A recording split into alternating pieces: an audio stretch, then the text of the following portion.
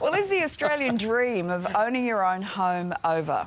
Well, not everybody is that pessimistic. That's just one of the findings of a massive social research study undertaken by the Commonwealth Bank and released this morning. And to tell us more, we're joined by, or in the studio, by the study's chief researcher, Claire Madden. Claire, good morning to you. Good morning. 800,000 respondents, and the majority has said their top of the wish list is to own their own home still. That's a lot. That's right. So this CommBank Connected Future report looked at the optimism across a number of factors, including the Australian property dream. Is it alive and well? And we found that half of Aussies say yes, and for others it's being redefined. We found that Gen Y, now that they're in their prime career building and family forming years, they are showing extraordinary resilience to overcome obstacles and respond to new realities and still see that Australian property dream come alive. So what is the average age that Aussies are now buying their first homes? Well, the extraordinary thing is that whilst we've delayed traditional life markers, such as when we're having children and getting married, the average age of a first home buyer has remained relatively consistent for the last 2 decades. Really? Hovering at 32 years of age. You say Generation Y are out there and they want what I guess their mums and dads wanted. And they want to do that, but wanting something and actually achieving it, given the prices in those areas, is something very different.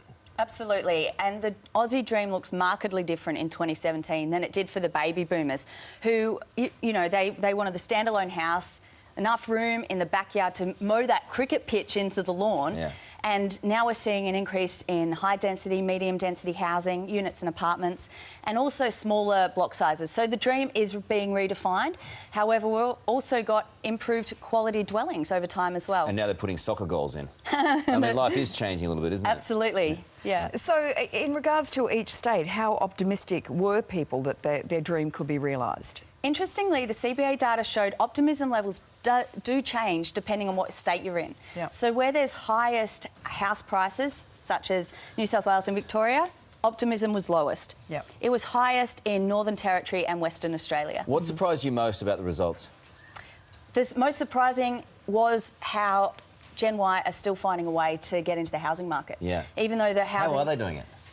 Well, they're looking at different ways to get into the market. So the journey to the point of home ownership has changed. Yeah. They're staying at home longer. They've been called the kippers. Saving. Yeah. Kids in parents' pockets, eroding retirement savings. Oh, it's And so the boomerang sweet. kids, they move out of home only to boomerang back again. Yeah. So the way that the journey they're getting to, they're also staying in formal education longer, which means then they're able to earn more in their career building years. And you've also asked people about how they feel about their career. Are we happy in our jobs?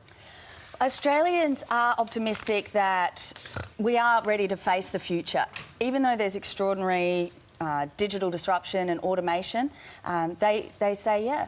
Half of Aussies are saying, yes, we're ready as it is to face the future with the skills. It's so interesting. It bodes. It's such an interesting time in the property market. Everyone's saying, oh, it's about to take a, well, it's going to level out at least, or maybe decline. And people aren't getting into the housing market, and yet those figures say it's still a very desirable aspect. And it says a lot about our economy and the strength of our economy. Really interesting, and how much relies on that. Good to talk to you. Great to be with you.